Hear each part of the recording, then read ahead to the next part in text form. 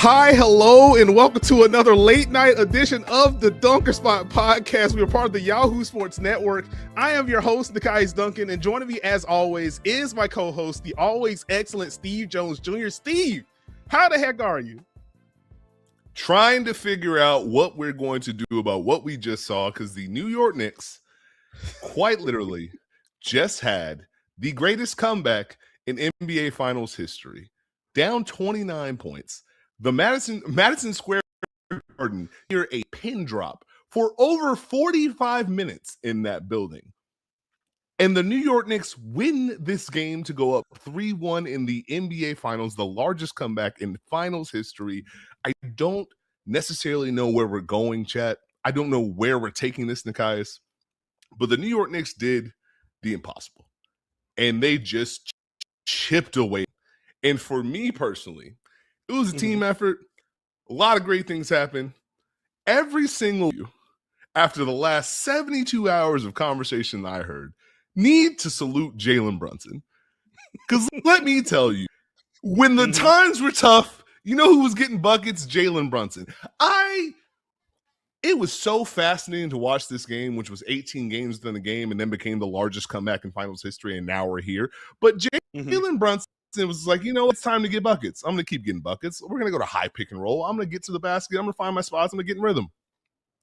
And he did so much of that the conversation went from, hey, Jalen Brunson, why are you trying to score? To, hey, Jalen Brunson, why aren't you shooting? I just want to point that out. But he had the mindset to get Victor Wembanyama in action, to get to his spots, and the Knicks, slowly but surely in that second half, dismantled everything the Spurs built. And remember, the Spurs were up 29 in the first half. So this was not an easy effort. They took all the offense the Spurs had, took it off the table, and they brought a whole lot of other problems on the other end.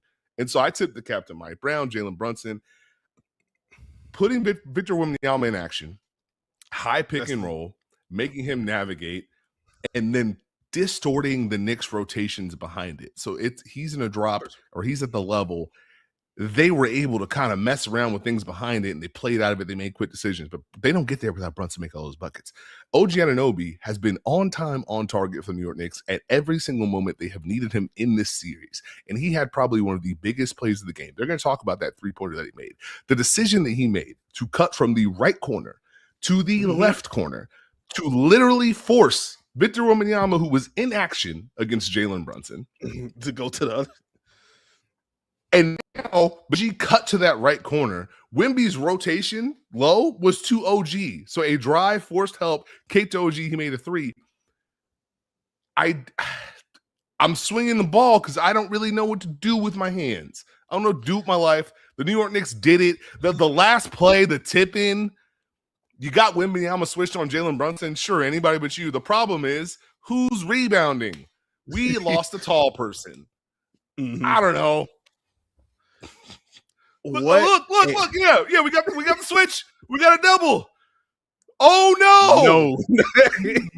Oh gee, it's what it is. What a phenomenal basketball game this was. I guess let's go back to square one, Steve. The Knicks with a 107-106 victory. They lead the series 3-1. Jalen Brunson, the man of the hour, after all of the bucket get, did not make a shot in the first quarter. 4 points, 0 of 3 from the field. I think 4 of 4 from the free throw line in that first quarter because he couldn't get comfortable. We saw Cat for a minute and 5 seconds, or I guess a little bit later because he came back later in the first quarter. But like, we barely saw Cat in that first quarter. Can I self-indulge real quick before you continue as you lay out the blueprint? Every one of you Knicks fans who are yelling at me about the refs, I hope you're enjoying your night and having a great time because I'm a positive human.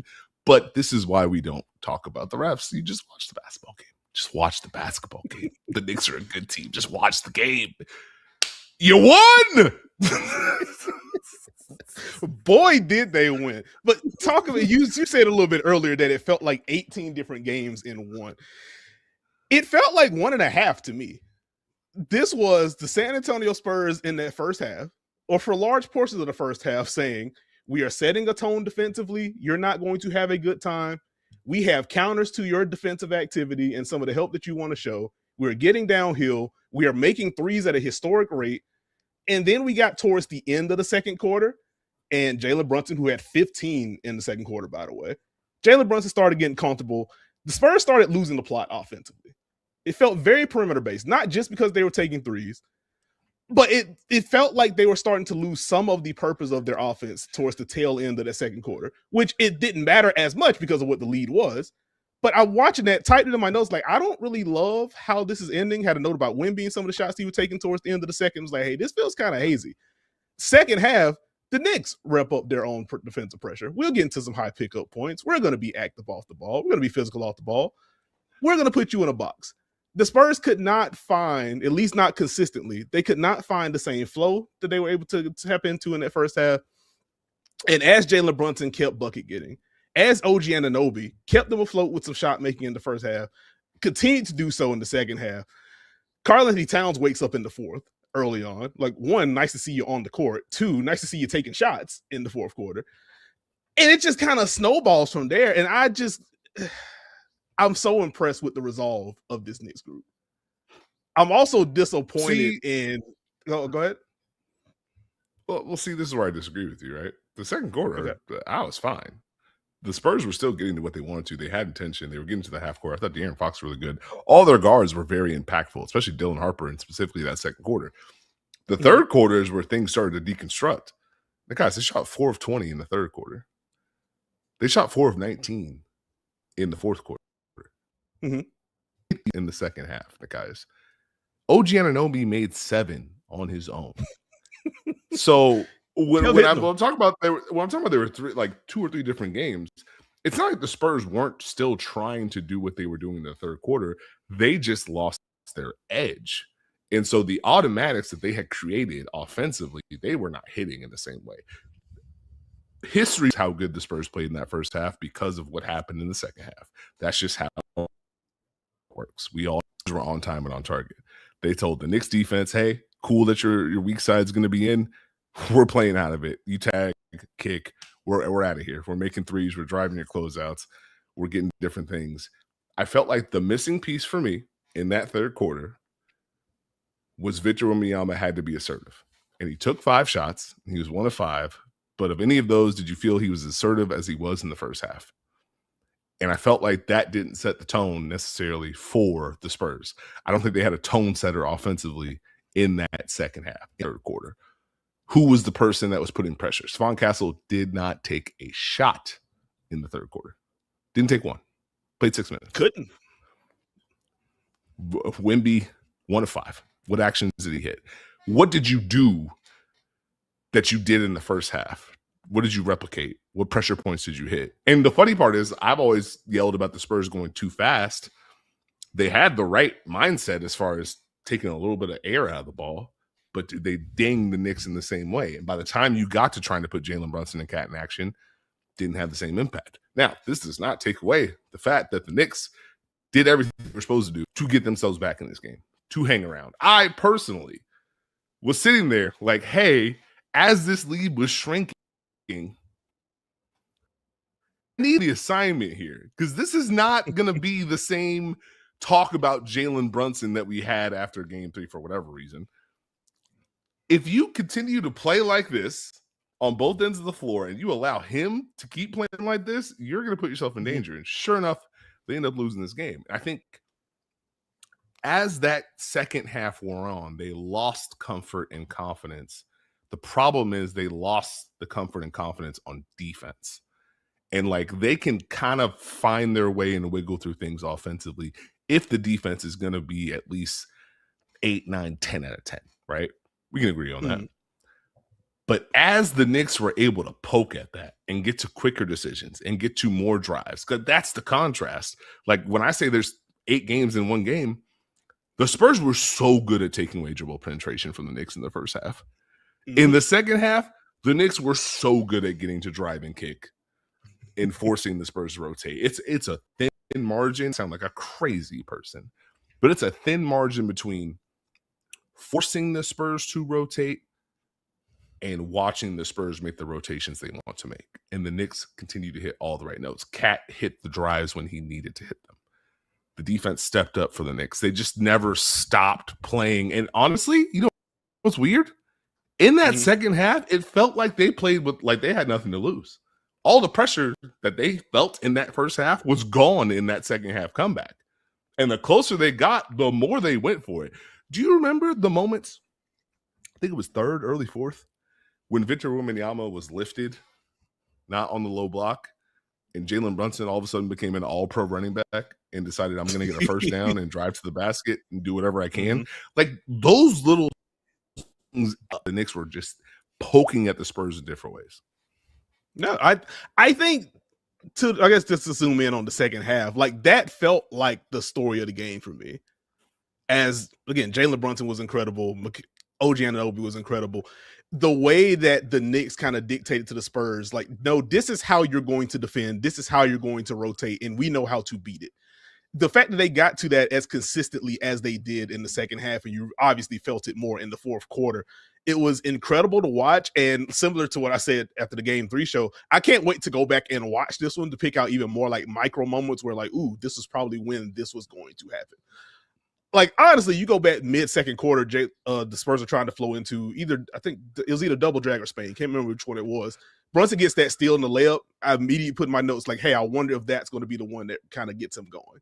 Ends up with 15 in the quarter, and the second half just ends up being what it was.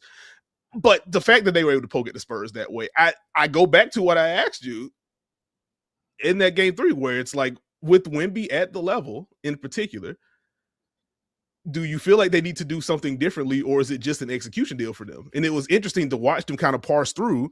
We have Wemby at the level. Okay, here's a late switch. Okay, let's switch. Let's ring a random double, try to get them out of here. And we're right back into the rotation loop again. Or right back to where is your comfort defensively? Like it was just a funny bit to witness in real time. Well, here's the thing. When you ask the question, do they need to do something different? They tried 2 or 3 different things. They had Wemby drop back into a late switch. They had Wemby at the level. They had him outright switch. They switched and doubled, kicked him out of the matchup. The issue is, on a night where Jalen Brunson is cooking, those rotations don't feel the same. So when Jalen Brunson gets the ball back, right, you get Wemby to switch. You get Vassell there. We get a double. You get another switch, whatever it is. Now it's one-on-one, and Brunson cooks and gets to his spots. This is the hardest thing to explain in this series, because this is not a narrative series, despite it has to be. It's the finals. But this is not a one-size-fits-all type of series. This is not a one thing means everything type of series. It's a mindset and gut series, folks. You got to go out there and get it. And this game was the perfect example to me. The Spurs went out and took this game in the first half and then lost this game. You want to know why? Because the Knicks took this game in the second half. There's no easy box to put all of this into. I hate to say it. It's been frying me for the last 45 minutes. How do you not salute the Knicks for sending on this? Because do you remember the sound that the Madison Square Garden was making as the Spurs and Knicks exited? It was so quiet, Nekias. It was as quiet as you just hit me with right there. That's what it was. And you mean to tell me the Knicks win that game? It's an all-time classic. I don't know, man. I don't know. Yeah, it's going to take a minute to like fully absorb this one. And I guess quickly to the Spurs portion. Man, this Dylan Harper game is just going to be lost in history at this point. He was so freaking good tonight on both ends of the floor. Though, unfortunately, final possession of the game, because you had Wemby out, you had the double team against Jalen Brunson on that final possession. It's OG Anunoby flying in. Like, Dylan Harper, I think, was technically like the free guy to try to roam in and box out if you could. But that's a tough ask for him in that spot. But what a game it was. Like, the drives hit all game long for him. And he had some fun ones. Like the one where you get Josh Hart, let me blow past you, Jeremy Sohan. We got Jeremy Sohan minutes in this game. We got Ariel Hook-Porty minutes in this game for the New York Knicks. They had to cycle through 4 different options at the 5 tonight. 5 if you include OG with some of the lineups. because of the foul trouble. And again, overarching theme, the Spurs really dictated terms on both ends of the floor in that first half and had historic shot making behind the arc to capitalize on what they were doing on both ends of the floor. And it still ended with them chipping away. This is why, like, you know, we half joke about it when we get to watch games together. It's like, hey, all you got to do is chip it down to X. 25-point lead, just get it to 18. If it's 18, get it to 12. If it's 12, get it to 8. And like, this is what it is. And so I wish I had more like technical things to get into right now, because there was so much that happened in this game. But I am in awe of the Knicks coming back from darn near 30 to win a finals game and erasing that in a half. That's not how that's supposed to work. And I think when you talk about chipping away, you look at the game, it was 95-80 Spurs, right? It's 97-88 Spurs. It's 99-90 Spurs. It's 99-95 Spurs. It's 104-100 Spurs. It's 105-104 Knicks. And I think what happened was, I thought was very interesting, and one of the biggest swings, right? One, the Jose Alvarado pick and pop three that he made, probably one of the bigger shots that hopefully won't get history, but that was a massive one. They were down 7. Wemby had just got like a pick and roll, pick and pop, got her on the short roll, made one. Alvarado responded right back. You got to remember, within the context of this Knicks team almost had their Charles Smith moment, because the Spurs were searching and they were lost. They were trying to go, like, they were alternating between putting Brunson in action, and they wanted Fox and Wembanyama in pick and roll. And Fox and Wembanyama had a possession where I don't remember exactly what happened, but it was kind of funky. I don't remember if a foul got called, but I remember the camera panned on them talking to each other after that one, and they went back to it. And Fox immediately, when he took the dribble, was looking for Wemba, and Wemby was not there. Josh Hart steals, and it's like, oh wow, they really gone ahead and handed this, and then he missed, and I was like, oh wow, this is what we're doing. So I mean, I think there's balance and there's moments for every X and O, every technicality. This may not be one of them. This may just be basketball in its finest moments. And the game of basketball is meant to be something that's different, that is tough. It's hard to win a championship. And we always talk about the heart of a champion. Is that something that's easy to explain? Is there a analytic that's quantifiable, that's going to quantify what that means? I don't know.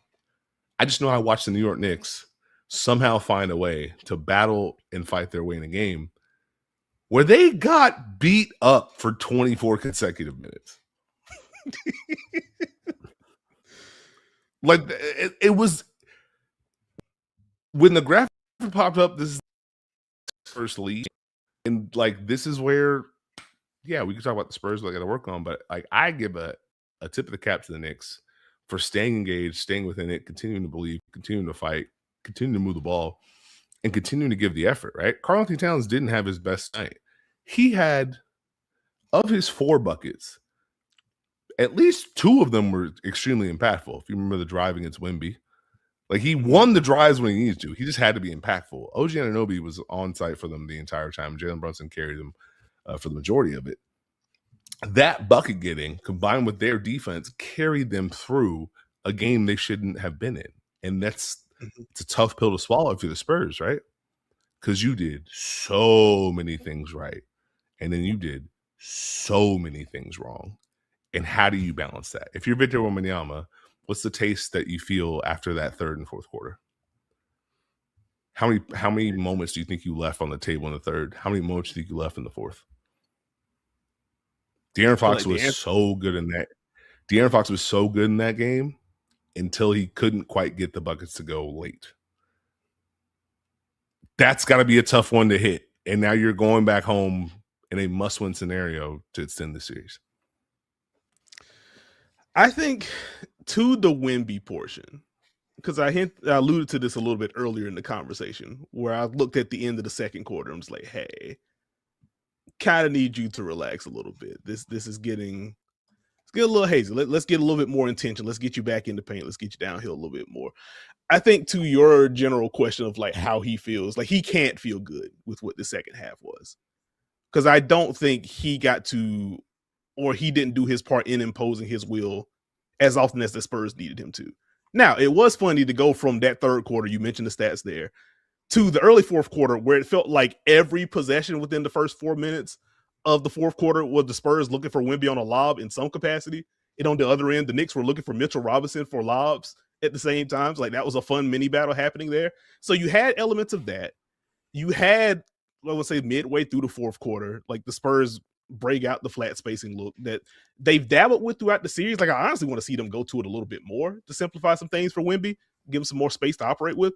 But they go to a Fox Wemby pick and roll with flat spacing. Wemby just gets the ball at the free throw line, takes a face-up jumper over Cat and knocks it down. It's like, okay, maybe that's the one that's going to settle him. Because they tried to get him lobs. Some were successful, some weren't. We get you a shot in the middle of the floor. Like, okay, that's cool. And late in the fourth, like you didn't really feel him the way that you would like to. And even in that third quarter, like it was weird to kind of balance that first half where you got the rolls from Wemby and the roll gravity opening things up for him. It felt like anytime Mitchell Robinson had him, and there was a lot in that first quarter in particular because of the foul trouble from Cat, but like just successful drive after successful drive. I'm just like, where is that Victor Wembanyama? If Mitch Robinson's on the floor, he played the game. In my opinion, he played the game. He trusted that their defense would be good enough. He didn't have necessarily the same attack mindset, in my opinion, that he had in the first half. I mean, you don't go from pointing at Mitchell Robinson and saying, I'm in your head 2 times in a 37-second span to that third quarter. And so I think it was just, all right, we've got them where we want them. Our defense is going to do our job. We're going to get the shots we want. We'll be fine. He didn't necessarily have the same, like if you counter what Wemby did in the third quarter offensively with what Jalen Brunson did to just try and keep the Knicks afloat, you feel a lot differently, right? And that's just that's the next evolution for Wemby, to be honest with you. And again, this he's only going to get better from what we've seen tonight, guys. That's the scary part. And so that's where I'm like, how do we so much stuff. This was a crazy game. But like for me, it's just like they lost confidence in where the Knicks. And by the time they got back to like, let's put Jalen Brunson in action, it felt like it might have been too late, right? Like they had these moments where they were putting Cat and Brunson in pressure situations. They were playing at what the Knicks wanted to do, and then they lost it as the game went on. And then they were just searching, which is funny because they had the Knicks searching in the first half. This series is just a fight. No, it's a battle indeed. And that's where I am really curious to see what the response is going to be for the Spurs. Like in a literal sense, it better be a good one or the series is over because that's just how the math works. But this is a team that has taken punches throughout this playoff run and they've responded. Like the game 3 itself was a response after they lost their first 2 home games. You know what I mean? So like this, I don't anticipate the Spurs just not being prepared, especially since they have the extra day before we get into the game 5. But like, I'm curious to see like how this is absorbed. Like you asked the question, like what is the taste in Wemby's mouth right now? How is he going to feel? Stephon Castle, I wonder how he feels because what a roller coaster of a game this has been. I literally put in my notes, Steve, I think as he picked up his 4th foul in the third quarter. Yeah, there it is. 10:09 mark. Castle has 5 points and 4 fouls as he goes to the bench, and it hasn't mattered even a little bit. It ended up mattering, Steve, that he didn't have the same consistent juice throughout this basketball game. And I think as Jalen Brunson, again, found some rhythm in the second quarter, and it really cooked in that second half, it would have been nice to have a consistent dose of Stephon Castle with like the full pressure bit for him without, him sitting for a little bit. And then also, well, I want to be physical, but I can't be too physical because I don't ultimately want to foul out this basketball game. Like I wonder on a basic note, like how much of that plays into what this finish was. Like the Cat foul trouble in the first half and then the Stephon Castle foul trouble in the second half, I think represented some pretty real swings for both of these teams in different areas. So like, Yeah, I want to see how Wemby My responds. Go ahead. my mind goes to elimination games get really weird, and this is going to be a really odd one because you had the New York Knicks in an absolute perilous position. You beat them in game 3, and then in game 4, you jumped on them by 27 at the half, right? Mm-hmm. They won that game. What do they have to lose? How are you going to put them back into whatever they felt in this moment? They are only one game away from winning an NBA championship. And so, like, we talk about the X's and O's, we talk about the little things, the battles of the series, but as the series progresses, okay, yes, this matters, but this team may have a completely different mindset. If I'm the New York Knicks, all I have to do is put 48 minutes together, and I have accomplished every single goal I want to do in my life. And that's on top of winning a game when we were down by 29 points in our own building. You know what I mean? Like, in the back of my brain, I'm like, are the Spurs ever going to have them feeling that much anxiety again in this series? I don't know. Like, think about the work that they'll have to win in San Antonio and then win again in New York, a place where they were up 27, they were up 29 and lost. Like, the jubilation that karl-anthony Towns showed at the end of that game said it all to me. Yeah. They released a lot of demons in that one, as far as we are a team of destiny. That can carry you in a way that no X's and O's can be explained. Yeah, this was a special night, man. This was a special night. And again, we're going to be able to look back at this one, watch it with a fresh set of eyes tomorrow or something like that, get into some more of the things that we talk about, what game 5 is going to potentially look like for both of these teams. But holy crap, what a comeback win for the New York Knicks. Can I sprinkle in a quick number, Steve, on the Victor Wembanyama front? As some of the second spectrum data is starting to roll in now. You talked quite a bit and did so well with the Knicks putting Victor Wembanyama in action, particularly in the second half of the game, particularly in the fourth quarter of this game. Overall, Victor Wembanyama defended 33 on-ball picks in this game, 1.35 points per possession on any trip featuring a pick and roll defended by Wemby in this basketball game. Just easily one of the worst marks that he's had in a game all year long. In the second half in particular, Steve, 21 picks, 1.75 points per possession. Nearly a guaranteed bucket with Wemby in action in pick and roll in the second half of this game. And now I'm curious to see like what the fourth quarter is. But like that alone it's insane. This is the defensive player of the year. This is one of the most impactful defenders that we have ever seen. And the Knicks were like, yes, you are scary. We're going to bring you in action. We're going to make you move around, and we're going to find the shots that we want anyway. Can the rest of y'all do something about it? Or if you switch, can you hold up enough to where the rest of you can't do anything about it? Well, I mean, to me, it was a way for New York to force San Antonio to do something, for New York to find a controllable. New York could not find an automatic to save their life in that first half. San Antonio was lights out defensively. Anytime New York wanted to find a matchup, they were able to pre-switch. They were to show help. They just took things off the table. New York said, we are doing this specifically. What are you prepared to do about it? And that seems really silly to a degree, right? But, okay, Wemby, how many times do you want to be at the level? You're going to be in a drop above the three-point line. Jalen Brunson's going to have space. Are you going to switch? Are you guys going to switch and double? What are you going to do? We're now playing out of the rotations. The way they stacked that, I think, is the most important thing, right? Outside of the stats, they were able to say, okay, cool.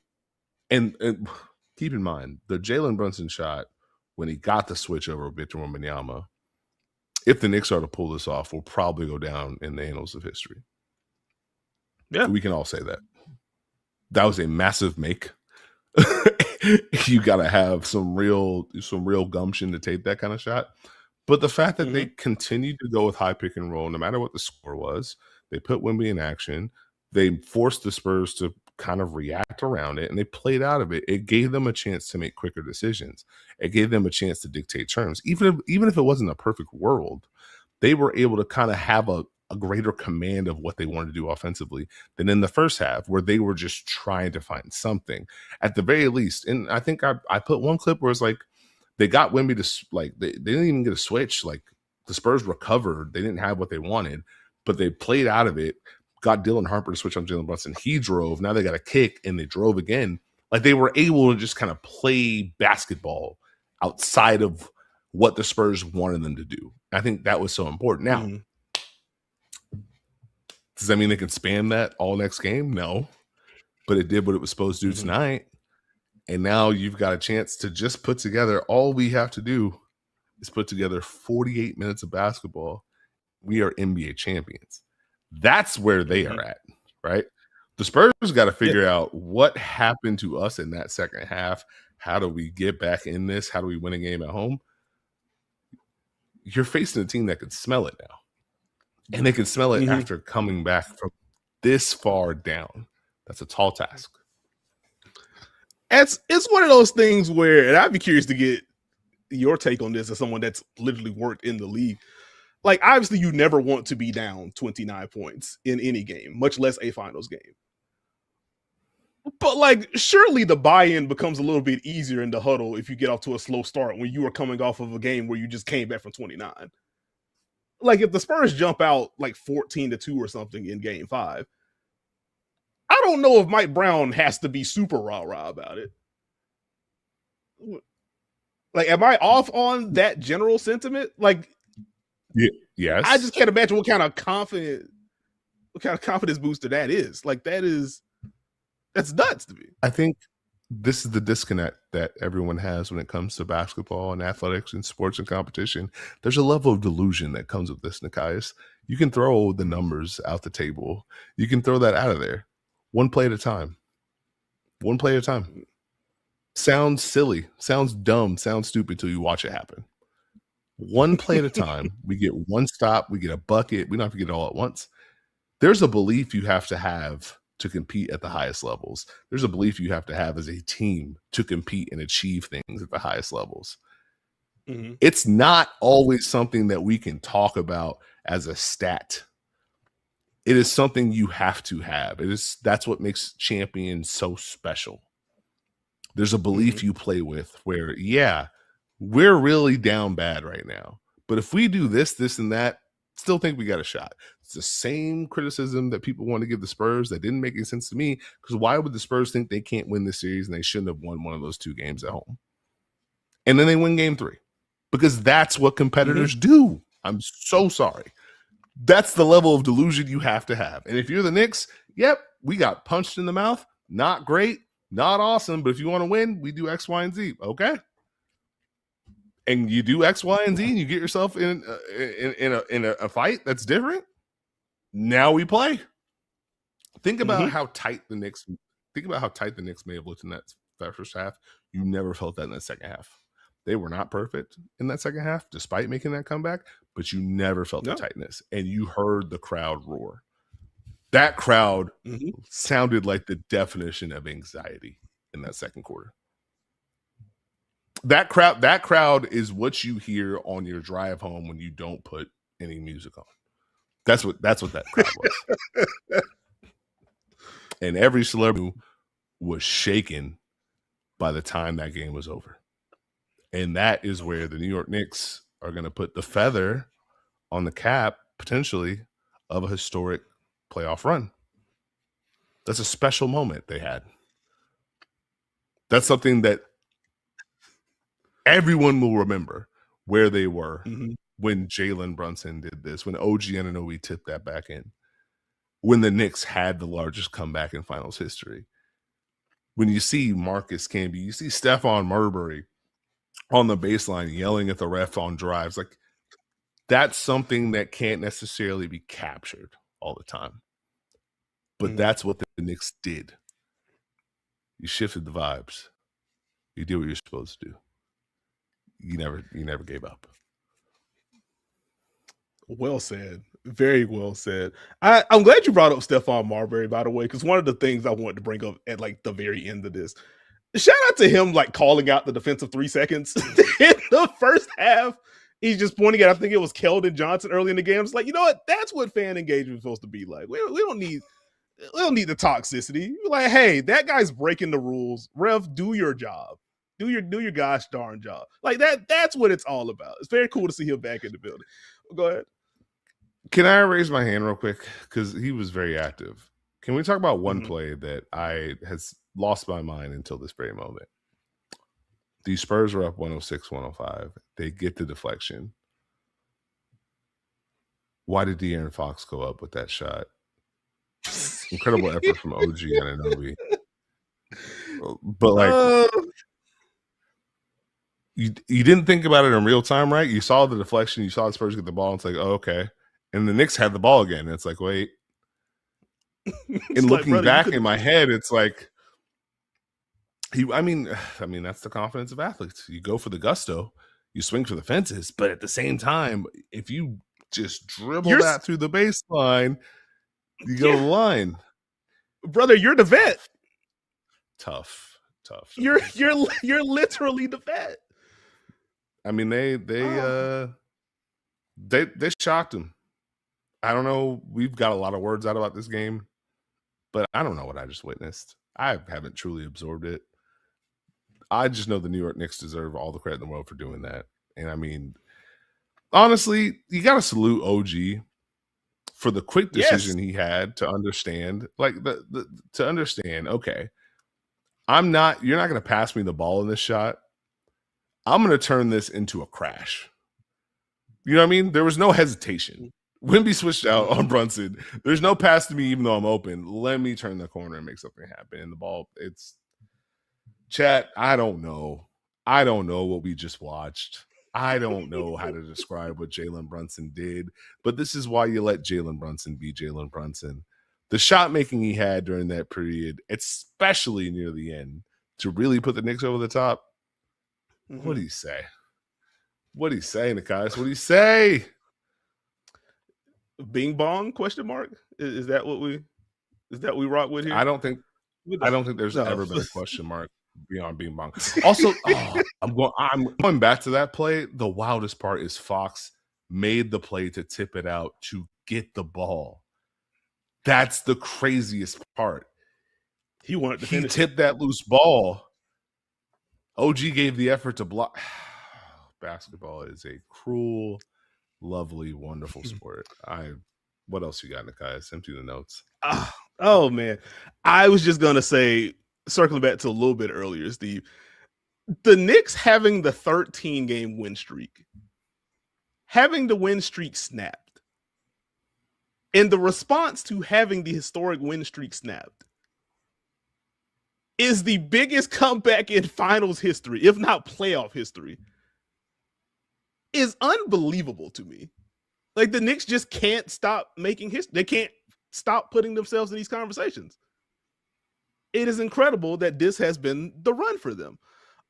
As far as emptying the notes goes, Steve, I alluded to a little bit earlier. It is unbelievable that we got Ariel Huck-40 and also Jeremy Sohan minutes in this basketball game.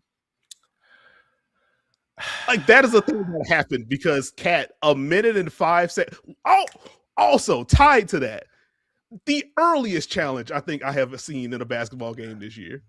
And it happened in the finals. And I was like, dog, I feel you. Why are you know how I feel about first half challenges. And you definitely know how I feel about first quarter challenges. I see 10:55 on the clock and the fingers being twirled. I was like, yo, why are we doing this? And then the challenge was won. And Cat had his second foul and Wemby didn't have one. I was like, you know what, Mitch Johnson, well played. I can't even hate on that one. That's why you do it. That's why you do first half. Yeah. You had a lot of reactions to that foul trouble first half deal. Don't want to talk about it. I'm gonna change the subject. Actually, I'm gonna give a salute to Mike Brown for trusting Jose Alvarado in those big spots. And as it should, because like the efforts that he gave as far as being able to just do his job on both ends of the floor. I know we talked about the shot a little bit earlier, but like the drives, the spacing, the cutting, the activity, like That's screening. That's a gutsy call to make from Mike Brown, and it paid off. Yeah, it was a night where Deuce McBride didn't have it to the degree that you're accustomed to him, at least throughout this postseason run. And we just saw a whole lot of let's just play Jalen Brunson and Jose Alvarado together, which I think is just smart. One, if the Spurs are going to be this physical and this active against Jalen Brunson, if he's going to get picked up 70 feet from the basket every other time the ball is inbounded to him, let's get another ball handler out there. And so we can get into some two-man actions with Jose Alvarado, or as we saw late in that game, Brunson gets the ball anyway. We can use you as a screener, just kind of send that second wave to make sure Wemby's in action. And we can have fun from there. I'm right there with you. Like, great call from Mike Brown to have Jose out there. And Jose produced on both ends of the floor. He deserves his love on that front. I just looking at the overall final stats, Steve, since they've updated at this point through 4 games because of the huge night we saw from Jalen Brunson, now averaging 29 and a half points in the series. That leads everyone. Yep. Victor Wembanyama is second at 27.8. Jalen Brunson, 29 and a half points, 4.5 rebounds, 5 assists, 2 steals are the box scoring averages. That's the positive end. The other side of that, shade under 40% from the field, 34.5% from 3 on 7.3 attempts, 86% from the line on 7 attempts. It's 5 assists to 4 turnovers a game, but just has come up huge in multiple fourth quarters at this point, which has kind of been the theme for him throughout this postseason run. And so those are your Jalen Brunson numbers right now. Wemby at 28, 11, and 3, a steal and 3 blocks. OG Anunoby averaging 24 for a steal and a block and a half through the first 4 games of the series. It's fun. It's fun. The Knicks are up 3. Is Jalen Brunson? Go ahead. Well, no. If you want to throw the lob to me, you can do it. But I saw a lot of plus minus stats floating in between these games, and in my head, I'm like, how many minutes has Brunson shared with Victor Wembanyama? That might have an impact on it. I know Cat's also been there as well, but we might want to relax on that. Jalen Brunson was plus 30 in the second half alone. So it's pretty big. Hear me, and hear me good, people of the world. If the New York Knicks win this championship, the finals MVP is Jalen Brunson. If for no other reason than tonight. But he has done what he's wanted to do. The funny part is everyone yelled at Jalen Brunson. His most efficient game was what? Game 3, right? It's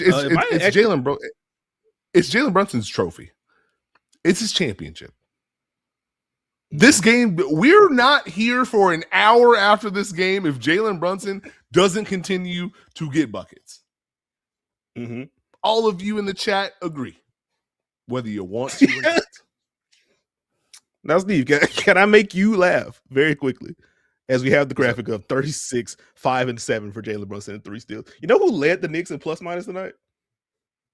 You're going to say OG Anunoby. I'm going to close my laptop. I'm going. I'm not, actually. It was not OG Anunoby. Who was it? It was who I thought was the finals MVP through the first 2 games of the series, Karl-Anthony Towns. Cat's been great. I'm not going to plus 7. Plus 17 in a shade of the 26 minutes tonight. Very funny in light of how that game started. You know, for him. You give Cat a salute for that second half. Foul trouble took him out of rhythm. Would have understood if he just had a bad night. The drives he had at Wemby were important when he made them, and so that's another tip in the cap for him. And for the Spurs, boy, that's a lot to digest and process, especially because even throughout it all, you had a chance to win it. You had a chance to win it. You had a chance to win it. And now, back to the drawing board. But it's all about the Knicks. Board. We've literally never seen a finals comeback like this. And with me at my not quite big age, but getting there, might not ever see one like that again. So you just kind of got to be romantic about basketball sometimes, guys. And take the game for what it is. And enjoy the competition aspect of it, and take a moment to understand how hard it is to win a championship in this league. This is what it's all about. This series has been back and forth all the way. Whatever it ends in will not define it. If you absorbed it, I tip my cap to all the competitors, but the New York Knicks laid it all on the line in Madison Square Garden, and they created a moment that the city of New York will never forget. I don't know how else you can describe it. Yeah. That was special stuff from the New York Knicks. And buddy, is it going to be rocking for game 5? I'm excited to see what this response is going to be for the San Antonio Spurs. And as you've already mentioned, Steve, you're one game away if you're the New York Knicks. It almost doesn't matter what it looks like as long as it's a W. Like, this could be another Big Brunson game. This could be Cat takes 7 threes. This could be Josh Hart left open, but he knocks down 7 threes.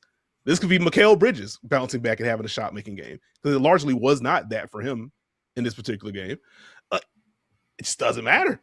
You just got to get it done. This could be 91-87. Mitchell Robinson has 8 offensive rebounds.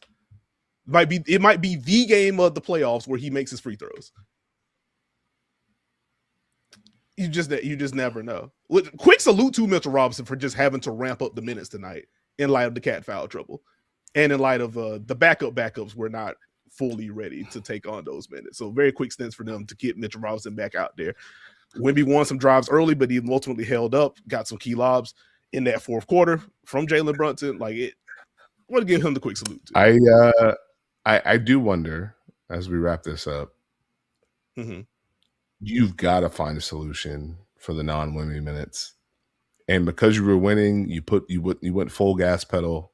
The Cornet minutes haven't been great since God knows when at this point. Yeah. Played 4 minutes. But Wemby ends up playing 43. Do you go small? Like, how do you, like, I'm wondering if I'm Mitch Johnson, do I feel like maybe I go at Harrison Barnes for a 2-minute spell?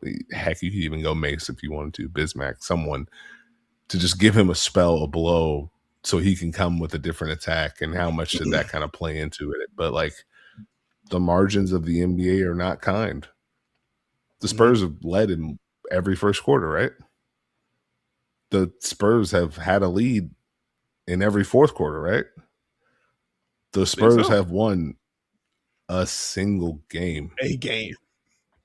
And if you look at the box score, like I'm looking at the game book right now, the Spurs' largest lead in this game was 29. The Knicks' largest lead in this game was 1. And they won. That's all you need. It's all you need. I think that's a key point to make / close with. We personally I don't think we've talked a ton about, like, we've obviously talked about the impact of Wemby on the floor and the need for the Spurs to like win the minutes when he is not on the floor. But the fact that the minutes have ramped up for him to this degree, I would imagine at least plays a small factor in some of the shot decisions that he's making as these games get a little bit later, or some of the juice on the drives being made. Like, it is the finals, so like to a certain extent, you do just kind of have to push through that because they need you to do that. But he is a human at the end of the day, and I would imagine going from, a handful of games off the bench as the Spurs are kind of maintaining him in the health during the regular season, average about 30 minutes a game. It's just steady going up and up and up and up and up as the postseason goes on. And they are coming off of this 7-game back and forth with the Oklahoma City Thunder. And this is the first time that he's been in the playoffs, and it is a finals run. Like, there is an element of, is his body actually ready for this? The Spurs need it to be so they can win, but this is new territory for him. And so, again, like an extra day between these games for these teams, do we just get Wemby with more juice to start? Like, is this going to be like a 5 or 6 drive first quarter for him in game 5? It could be, but that's something where I'm curious to see like what the overall impact of that is going to be. Like, I think that is kind of like an under-discussed portion of the Wemby experience. It's hard to get there because, to what you were saying, the first thought in my brain was, well, the Spurs are going to have to deliver a blow to the Knicks in the first quarter of game 5. The Spurs have delivered multiple blows to the Knicks in almost every first quarter that we've seen, including this one where they played some of the best basketball we've ever seen them play, and they ended up losing the game. And so I don't know. I don't know. I don't know. This was electric. This is competitive basketball. This is what you want to see if you're a basketball fan. And so it's just been a joy to watch these two teams compete at the highest level for the championship. Knicks only need one more. Spurs got to figure it out. So, and like, what I'd say is, I mentioned the Aaron Fox play. If you're going to define him solely by that, okay, sure. That's going to take away a lot of the big plays that he made to get the Spurs to that lead. And so that's just me. I won't go on my humanity rant because this is the time and age we live in. But take us home, guys. No, I think that's fair. It's bad night for that particular narrative in light of the Dylan Harper game. But let's get out of here. Thank you for listening to and or watching this episode of the Dunker Spot. Please subscribe if you haven't already. We're on Apple, Spotify, RIP Google, Stitcher, Podbean, wherever you get your podcasts, you can find us. Subscribe to the Yahoo NBA YouTube channel if you haven't already. That's where the finals content is living. Subscribe to the Yahoo Sports main YouTube channel. That's where the WNBA content is living. We had a fun episode earlier today, so check that out. You can follow me on socials at Nekias NBA. You can follow Steve on socials at Steve Jones 20. And with that, we will catch y'all on Friday.